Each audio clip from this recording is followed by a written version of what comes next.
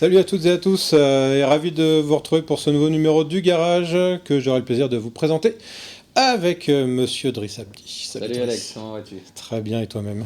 Ça va bien, merci. Il paraît que ton micro est pas ouvert, Driss. Voilà, on appuie sur le bouton. Comment vas-tu, Driss? Ça va bien, monsieur Alexandre, comment vas-tu toi? Ça va très bien aussi. Le Garage, c'est donc désormais chaque mardi à 13h pour la première diffusion, et c'est aussi 24h sur 24 sur le site watch.tv et via les podcasts sur iTunes. Abonnez-vous, c'est gratuit. Vous nous suivez également sur les réseaux sociaux avec le hashtag Le Garage TV. Pour ce 6e numéro de la saison, il paraît que c'est bon pour la peau. Je vous propose d'aller nous traîner dans la boue. Et pour cela, le premier rôle sera donc distribué à l'Alaskan, le pick-up inattendu de Renault, que nous sommes allés essayer en Slovénie. Et puis il sera également question de quad du côté de chez Kymco. Mais là, je laisserai Driss se mouiller et se salir. Ouais. Pour parler de tout ça, il n'aime rien, mais il n'est pas parisien. Michel Holtz nous reçoit chez lui. Salut Michel. Salut les catcheurs debout. La prochaine fois, je t'appellerai le garde-boue, tiens. Et avec nous sur ce plateau, notre ami journaliste multipass et multiposte, j'ai nommé Nico Hédé. Salut Nico. Salut Alex. Salut Driss. Salut. Voilà pour ce qui est du sommaire et des présentations. À tout de suite.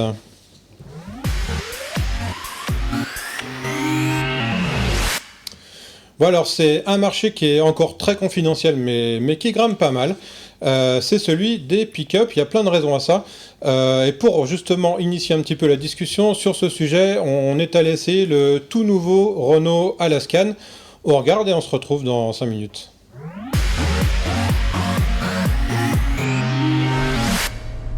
Alors dans l'automobile en France, il y a deux segments qui sont en train d'exploser. Il y en a un, c'est même plus la peine d'en parler, c'est le SUV. Mais il y en a un deuxième beaucoup moins connu, c'est le pick-up avec plus de 35% l'année dernière. Ça représente pas grand chose en immatriculation, c'est 17 000 immatriculations. Donc c'est peu, mais en revanche, c'est quand même quelque chose qui est très en croissance, à tel point que même des constructeurs absents de ce marché, ils viennent, comme Renault avec cette Alaskan. Daniel, salut. Salut Alex. Alors, je le disais, premier pick-up chez Renault, l'Alaskan.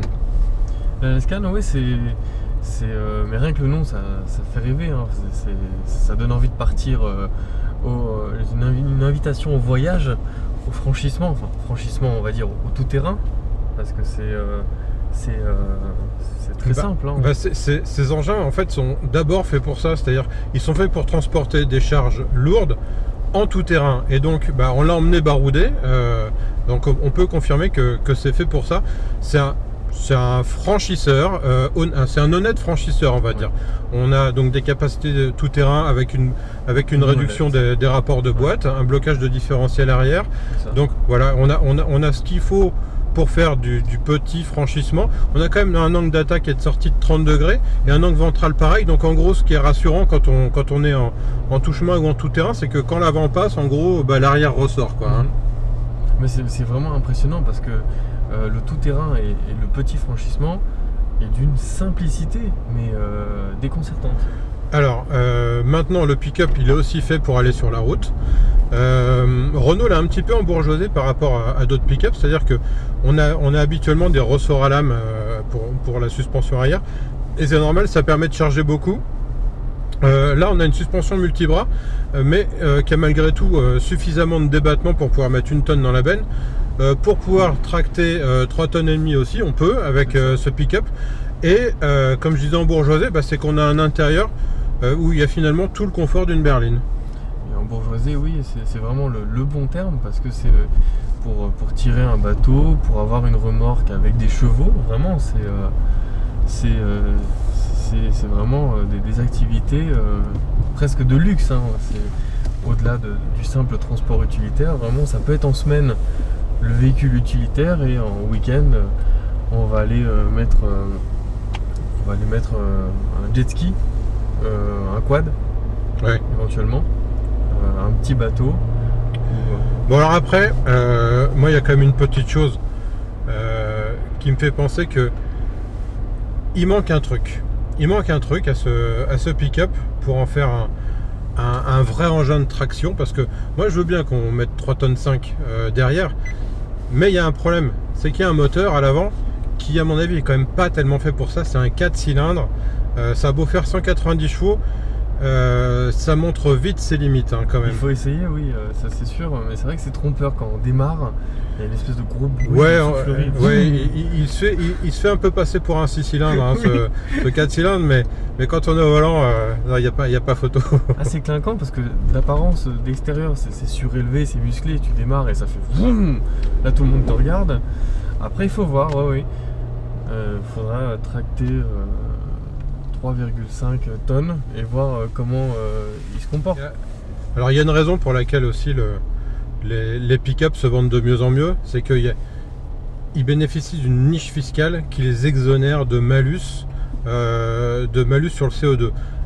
C'est aberrant quand on y pense, parce que ce sont des 4x4, donc ça pollue beaucoup plus qu'une berline, mais ça bénéficie donc de cette espèce de niche fiscale, ce qui fait que là où on devrait payer 2, 3, 4, 5, 10 000 euros de malus, on paye 0 avec un pick-up.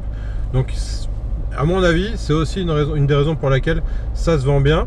L'Alaskan, il commence autour de 36 000 euros, un peu moins de 37 000, et il va grimper jusqu'à, alors pour cette version haut de gamme, on se rapproche un petit peu des 50 000, on est à 46, 47, si on met les options, on doit pouvoir se rapprocher des 50. C'est le prix, d'un SUV premium. C'est assez intéressant parce que, comme tu le disais, exonération du malus, mais aussi pas de taxe société.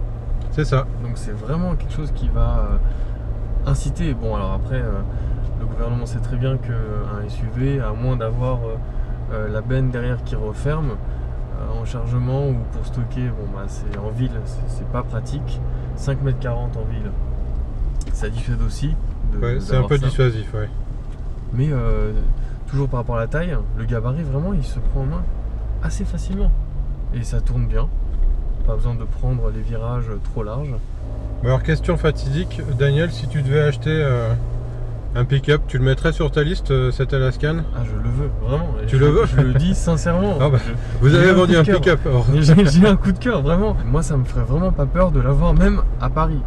Donc c'est pas très. Je reste quand même vraiment, je pèse mes mots et je veux rester objectif. J'ai eu un coup de cœur. Il a un bateau, quoi. Ouais, il doit avoir un bateau, des chevaux. Oui, c'est Daniel. le tout à Paris, quoi. C'est ça, parce que Daniel, faut quand même être super énervé pour avoir ça à Paris, quand même. Mon Alaskan, mes chevaux et merde, quoi. Ouais. Michel, le marché du pick-up, je sais pas si tu étais un petit peu penché sur la question, j'en parlais dans le sujet. Alors ça a l'air de rien comme ça, mais il n'y a pas non plus tant d'acteurs que ça, il y en a une petite dizaine chez nous. Tu crois que Renault a sa carte à jouer là-dessus ? Oui, Renault a sa carte à jouer à cause de son réseau. Il ne faut pas oublier que cet Alaskan, c'est un Nissan Navara. Même il y a que la calandre l'avant qui change. Ah, c'est une copie Tout le conforme. reste, c'est le Nissan Navara. Donc, vous l'avez dit, les garçons, ce marché, il a doublé, mais pour la raison que vous avez dite aussi, c'est qu'il n'y a pas de malus ni de TVS, taxe sur les sociétés. Il faut quand même savoir qu'il y a certains 4x4 qui ont 10 000 euros de malus assez facilement. Ouais, donc ça fait quand même 10 000 euros d'économiser, ce qui justifie l'achat d'un SUV. Cela étant, les réglementations sur le bonus-malus changent à peu près chaque année. Donc il se peut qu'un jour, on retrouve du malus sur les pick-up et le marché va s'effondrer en Europe, mais en France. Et c'est aussi pour ça que les constructeurs prennent aucun risque. Là, on a un Nissan Navara rebadgé Renault, on va avoir un Mercedes Classics très vite qui sera aussi ce Nissan Navara rebadgé Mercedes avec très peu de changements. Donc les constructeurs ne prennent pas de risque. Volkswagen en a un Amarok, où là, du coup, ils l'ont ciblé plus premium encore en mettant des V6 uniquement. Mais c'est quelque chose, c'est un restyle, c'est quelque chose qui existe depuis longtemps et il n'est pas sûr qu'ils le remettent en place. Peugeot en a fait aussi un pick-up, ils le destinent uniquement à l'Afrique. C'est carrément un produit chinois qu'ils ont rebadgé. Donc, oui, ça marche, les pick-up se vendent en France, mais les constructeurs restent quand même prudents parce que ça tient à pas grand-chose. Ouais, ça tient pas grand-chose. Maintenant, dans les barèmes 2018, me semble-t-il, ils ont conservé cet avantage fiscal. C'est peut-être d'ailleurs parce que Renault en fait un. Ils se sont dit, on va peut-être pas non plus scier la branche de notre constructeur national. Je disais, il y a à peu près une dizaine d'acteurs. Donc il y a quoi ? Il y a Mitsubishi, Mercedes donc qui arrive, Nissan. Ford avec le Ranger, Volkswagen avec la Maroc, tu l'as dit. Il y a Isuzu également, donc ce Renault, et puis Toyota avec le Hilux, qui est le pick-up des terroristes, comme on l'appelle. C'est horrible. C'est sympa. Je crois que le plus vendu c'est le Navara, mais voilà. Mais non, c'est une Non, c'est pub le pour... Ford. En France, en tout cas, c'est le Ranger, c'est le Ford Ranger toujours. Ah oui, c'est vrai, le Ford Ranger est passé devant le. Récent, ouais, tout à fait, depuis un an et demi à peu près. Non, c'était une petite boutade pour Toyota, mais c'est vrai que ils sont pas très très contents, on le sait, de cette publicité, cette mauvaise publicité qu'il leur est faite chaque fois qu'il y a une image. C'est aussi parce qu'il est plus facile à réparer, parce que il y a aussi, en Afrique notamment, dans certains pays où il n'y a rien, où on est en pleine cambrousse, on peut réparer ça très facilement, ce qui n'est pas forcément le cas de ses concurrents. C'est ça. D'où malheureusement cette. Ça reste à la base des engins rustiques, ces pick-up, on l'a dit, fait pour tracter et charger, et puis ça se détourne petit à petit de cette fonction originelle. Driss, tu voulais réagir ? Non, je vous disais, je parlais des caractéristiques du Toyota uniquement. Et donc ? Ah oui, que c'était... Non, d'où le plébiscite, le fait que ce soit très simple à réparer, donc ça. c'est plébiscité sur ces territoires. Donc Michel, comme on le disait dans le sujet, il y a quand même une tendance à la berlinisation, j'ai envie de dire, de ces pick-up, avec des cabines de mieux en mieux aménagées, plus confortables, et des sièges chauffants. On met des suspensions qui ressemblent à des suspensions de berline ou de SUV. C'est quand même, ça aussi, ça marque un petit peu cette tendance, on va dire, à la popularisation des pick-up, non ? Ouais, c'est la tendance américaine en fait, et c'est pour ça que Ford est toujours devant sur ce marché-là, parce qu'aux États-Unis, la voiture la plus vendue, la Clio américaine, c'est un pick-up, c'est le Ford F-150. Le F-150, ouais. Et donc Ford ils étaient les premiers à avoir des pick-up aménagés comme des berlines, plutôt confortables, et donc ils ont gardé ce petit avantage-là. Mais c'est vrai qu'avec la Lascan ou le Nissan ou même le Mitsu, tout le monde s'y est mis, et c'est des choses qui deviennent fréquentables. Pour autant, il ne faut pas oublier quand même, quand vous évoquez dans le sujet la facilité de conduite d'un pick-up, il ne faut pas oublier que sur les essais à la Lascan, on avait 200 kg de charge derrière pour essayer de stabiliser l'engin, parce que s'il est vide, c'est un peu plus compliqué. Et je vois mal le particulier avec son petit pick-up, son gros pick-up, caler, dès qu'il va chercher le pain, caler 200 kg derrière pour essayer de stabiliser l'engin. Ouais, c'est effectivement, pour expliquer un petit peu ce que dit Michel à nos téléspectateurs, les suspensions des pick-up donc, sont faites pour encaisser des grosses charges, et c'est vrai que quand il est à vide, ça a un petit peu tendance à tressauter, ce qui peut le rendre désagréable sur route normale, où on peut avoir l'impression que l'arrière saute. Ouais, c'est ce qui peut être rigolo aussi parfois quand on est en propulsion, mais ça c'est quand on a envie de faire le malin avec une voiture, on va dire, ce qui n'est pas le cas quand même du commun des mortels, mais c'est vrai que c'est surtout en plus des conceptions, des ressorts à lame parfois pour certains, et c'est ancestral, c'est ça. Donc forcément ça tient pas du tout de la même manière, et on est vite, on passe d'un siècle à l'autre, on va dire, en termes de tenue de route. Alors évidemment, il y a des zillions d'aménagements possibles sur ces pick-up. On peut l'avoir en simple cabine, en double cabine. Ça veut dire qu'en gros, il y a des places derrière qui sont plus ou moins grandes, voire absentes dans les versions avec les bennes les plus longues. Tu as raison, Michel, les particuliers vont sans doute pas acheter ces versions-là. Alors... Daniel disait il était prêt à l'acheter même pour Paris. Ça fait quand même 5,30 m de long, donc c'est plus long que... C'est à peu près la longueur d'une limousine. Oui, c'est ça, d'une Bentley, Ouais, on parlait de la classe S la semaine dernière. On est un peu plus long que la classe S. On est un peu plus long. Avec la classe S L, en l'occurrence, la version longue. Donc... très long, quoi. Voilà, donc faut quand même en avoir une vraie utilité, Daniel, je suis désolé, mais en plus ça va avoir du mal à rentrer dans ton parking. Ce qu'il faut savoir en plus, c'est qu'en termes de maniabilité, une classe S, ça reste extraordinaire. Une Panamera aussi, il y a des roues arrière directrices. Là-dessus, je suis pas sûr qu'il y ait autant de maniabilité, donc à garer, ça doit vraiment être compliqué. Bon, la classe S, il ira pas dans la boue, par contre. Non, c'est vrai. Même avec des pneus... Avec de l'élan, peut-être, mais il faut vraiment prendre beaucoup d'élan. Mud on snow. Driss, puisqu'on parle de boue, on va en venir un petit peu à du sérieux, pas caché dans une cabine au sec et avec le chauffage. Qu'est-ce que tu es en train de nous dire là, qu'on ait des poules mouillées, c'est ça? Un peu. Ou même pas mouillées du tout en fait. Tu t'es mouillé un peu, c'est ça? C'est pas qu'un peu, ouais. Pas qu'un peu. Alors Driss, t'es allé essayer un nouveau quad chez Kymco, le 550 quelque chose. MXU 550. MXU 550i, voilà, c'est ça. Alors c'est ce genre d'engin, un quad, pour ceux qui ne savent pas, mais je pense que tout le monde voit à peu près ce que c'est. Effectivement, il est très mouillé le monsieur là. Oui. Mais c'est toi ça, non? Non, c'était pas moi. Non, t'as rien fait en fait. Oh, détrompe-toi mon ami. Driss, il a filmé en fait. Il a juste filmé le monsieur en train de se tanker. On a eu 2 jours de flotte, on était détrempés, mais super heureux. Heureux. Ouais. Alors raconte-nous un petit peu le cadre d'abord de ces 2 jours avant qu'on parle un petit peu du quad en lui-même. Alors on les voit qui continuent à évoluer là. Alors ça pour info, c'est en fin de journée, on avait un petit parcours pour ceux qui avaient vraiment envie de s'amuser. C'était la piscine à la fin de la journée. Voilà, c'était la fin. Si vraiment t'en avais pas eu assez, on t'en remettait une couche. Mais il y avait vraiment pas besoin de ça. Alors en gros, le Kymco Évasion, qu'est-ce que c'est? C'est un week-end de randonnée qui est organisé par la marque Kymco. Donc ce week-end, pendant 2 jours, il y a tout un tas de trucs. Tu as des concerts, tu as la restauration et tu as ces randonnées avec des guides, avec aussi des équipes techniques. Donc il y a une organisation qui est vraiment aux petits oignons, c'est assez impressionnant.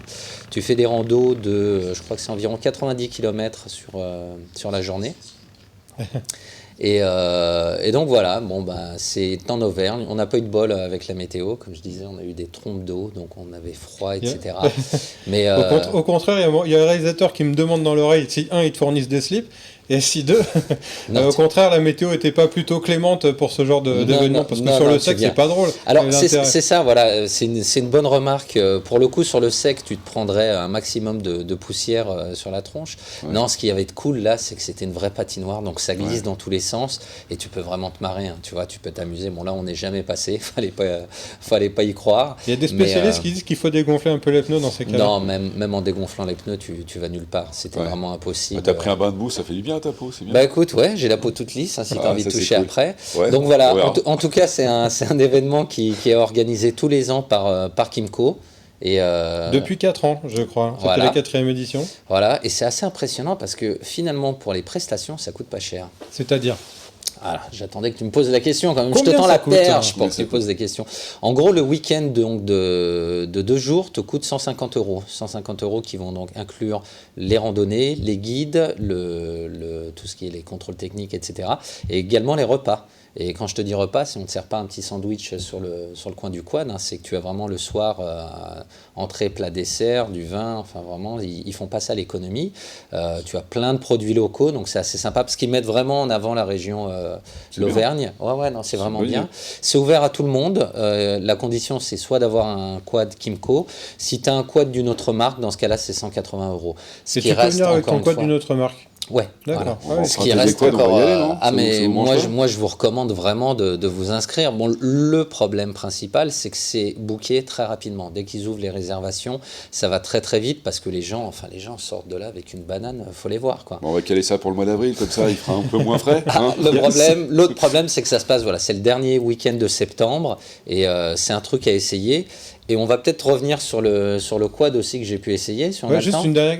Tu dis que c'est booké très vite. Il y a combien de participants à l'événement? Alors, c'est environ 250 pilotes et il peut y avoir aussi un accompagnant. Donc, il y a environ 400 personnes. Donc, ça fait donc 250 quads comme ça qui évoluent sur un terrain. J'imagine que c'est un terrain privé, non? Ou comment ça se passe? C'est super bien organisé avec la région, parce que tout est organisé avec les différentes mairies, etc. Il y a des propriétaires qui ouvrent leur terrain où vous avez aussi des domaines régionaux qui sont ouverts pour la randonnée. Donc tout a été booké, c'est très sécurisé. Pour le coup, tu peux rouler vite ou moins vite. Bon là, en l'occurrence, avec cette boue, tu roulais pas non plus trop vite. Il y en a aussi pour tous les niveaux. Ça aussi, c'est important de le préciser. Si tu te sens pas de gravir, de faire ce qu'on a vu là tout à l'heure, parce que c'est vrai que ça peut être un peu technique. Il y a aussi des randos vraiment à la cool. Donc il y en a pour tous les niveaux. On peut être en solo ou à 2 sur le quad. Et encore une fois, beaucoup de fun. Juste une petite question avant de passer au quad lui-même. Ce genre d'engin, on peut l'utiliser sur la voie publique. Comment ça se passe ? Oui, parce qu'on a certains passages, donc effectivement on est sur piste, là tu le vois à l'image, on a aussi des passages sur route. Bon, ce qu'il faut garder à l'esprit, c'est que les pneus quand même sont pas des pneus route, et là en l'occurrence il pleuvait, et si tu prenais une courbe un peu trop vite, tu pouvais très facilement perdre l'avant. Ouais. Donc il faut faire attention, mais oui effectivement tu as des plaques d'immatriculation, ce sont des véhicules homologués route également. Alors, ton MXU 550i, parle-nous un petit peu de cet engin. Qu'est-ce qu'il a de particulier ? C'est un joli nom. C'est peut-être compliqué à dire, mais en tout cas, moi, je suis tombé des nues par rapport à cet engin pour 2 raisons. La première, c'est que c'est un passe-partout. Le truc passe absolument partout. À un moment, on a eu un mur de pierres, de racines, etc. C'est le cas de le dire. Et tu te dis, non, mais je vais jamais monter là-dessus, c'est juste pas possible. Tu actives la vitesse, tu te mets en drive et ça grimpe tout seul. Bon, on était en 4 roues motrices. C'est permanent, tu peux choisir tu peux choisir. Mode. Ouais, tu peux choisir. 4x4, exactement. Et bon, forcément, contrairement au gros 4x4, c'est beaucoup plus léger. Ouais. Donc voilà, première chose, c'est ce côté extrêmement... ça fait 329 kilos d'après. Je vois que les pneumatiques sur le rouge là qui vient de passer, ça n'a pas l'air d'être tout terrain, c'est un peu du mixte, non ? C'était tous les mêmes Non, ce sont des pneus de tout terrain. C'est que du TT. Ouais. T'as intérêt, hein, là t'en avais certains qui passaient pas là-dedans, qui avaient du mal, fallait les remorquer. L'autre chose qui m'a marqué sur ce MXU 550, c'est le châssis et la suspension. Tu vas rouler à 50 km/h, bon ça peut paraître pas très vite, dit comme ça, mais quand tu es sur un chemin de terre avec des racines partout, 50 km/h ça va vite, ça va très très vite. Et c'est hyper confortable. On a fait plus de 90 km sur la journée. Je me suis dit que j'allais avoir des courbatures comme pas possible. Et bien absolument pas, c'est super confortable. Mais c'est vraiment incroyable. Ça gomme les aspérités du terrain, c'est super. C'est vraiment très étonnant. Je serais curieux d'entendre l'avis de Michel sur les quads. Je me posais la même question que toi, c'est-à-dire de savoir si c'est toujours homologué pour la route. On me dit que oui, mais il y a quand même eu au début de l'homologation un nombre de morts pas possible, parce que des gens ne savaient simplement pas qu'il n'y a pas de différentiel comme dans une voiture, et donc ils se sortaient au premier virage. Il n'y a pas eu beaucoup d'informations autour de ça. Il y a eu une volonté à un moment donné d'interdire ces engins sur la route, et on en voit encore pas mal à la campagne, même chez moi. Et j'arrête les gens. Il m'est arrivé de demander à des gens, vous savez qu'il n'y a pas de différentiel. Les gens me disent, qu'est-ce que c'est que ça, un différentiel ? Donc, il y a quand même une espèce d'aberration sur la route avec des engins qui sont vraiment conçus pour le tout-terrain, du coup. Et c'est vrai, et ça marche très très bien. C'est la bonne formule de tout-terrain, vu que c'est léger. C'est quand même beaucoup moins cher qu'un gros de 4x4, et donc pour s'éclater en TT, c'est parfait. Sur la route, c'est autre chose. Alors là, cette absence de différentiel, donc pour qu'on va expliquer, c'est justement ce qu'on a sur certains 4x4 qu'on peut bloquer les différentiels, c'est-à-dire que Driss, explique-nous ça. Bon, en fait, tu as tes roues avant et tes roues arrière qui sont elles tournent toujours à la même vitesse, quel que soit l'angle de braquage. Ce qu'on fait donc en 4x4 quand on est dans une situation un petit peu périlleuse, glissante, ou qu'on a besoin de franchir et donc de transférer du couple sur une autre roue, on bloque les différentiels. On ne roule jamais comme ça, c'est uniquement en franchissement. Or, les quads, eux, roulent en permanence sans différentiel. Donc, moi, il y a un truc qui est important, c'est que je ne suis pas un expert de quad ni rien. Je suis un gros amateur en l'occurrence. Bon, j'en ai fait un peu, je ne vais pas dire souvent, à plusieurs reprises, mais tout de suite, quand j'étais sur route, je me suis rendu compte tout de suite que, attention, il y a un problème. Là, on mettait du rythme en courbe, tu te dis non, je rends les gaz et mollo, quoi.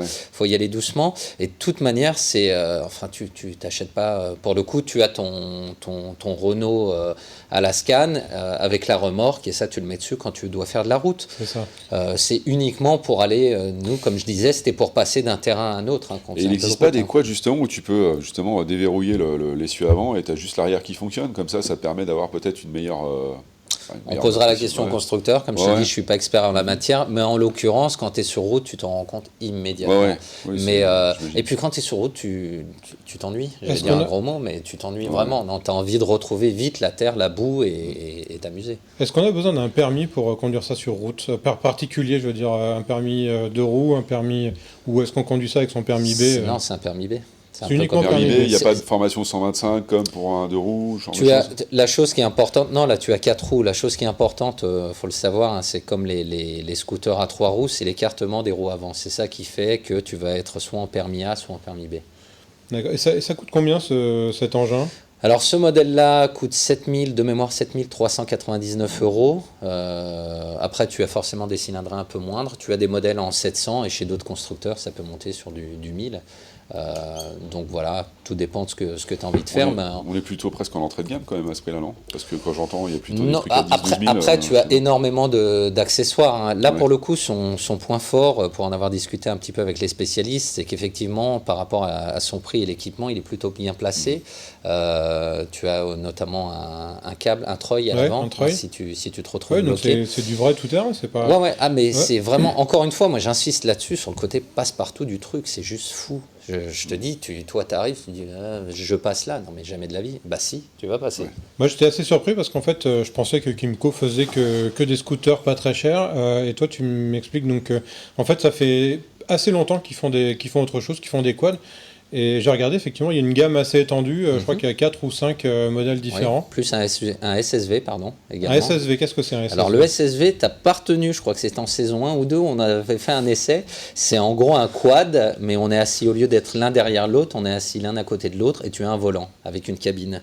Donc c'est une voiture, le buggy. C'est ça, oui, le buggy. Oui. Et Polaris en fait aussi d'ailleurs des très sympas. Exactement. J'avais oublié que ça s'appelait des SSV. Voilà. Et d'ailleurs on appelle ça des ATV, les quads. C'est chinois, Kymco, c'est taïwanais, je sais pas. Taïwanais. Il nous reste quoi ? Il nous reste 1 minute à peine. Une précision, tiens, sur Kymco, tu sais que c'est eux qui faisaient les moteurs des scooters BMW. Par exemple, tu vois, j'ignorais. Tu vois, c'est pas non plus le petit constructeur lambda qui sort de nulle part. Ils faisaient tous les moteurs, non ? Non, ils faisaient les gros scooters chez BMW, uniquement les scooters. D'accord. Voilà, donc si vous aimez la boue et que vous avez un quad et pas forcément donc un Kymco, Kymco Évasion, c'est tous les ans donc en Auvergne au mois de septembre. Il me reste à vous remercier de toutes et tous de nous avoir suivis. Merci Michel depuis la Touraine, merci Nico depuis le studio, merci aussi à Benjamin à la réalisation. On se retrouvera la semaine prochaine pour une nouvelle émission. En attendant, n'oubliez pas les rediffs et le replay. Parlez-en aussi à vos amis, salut à tous.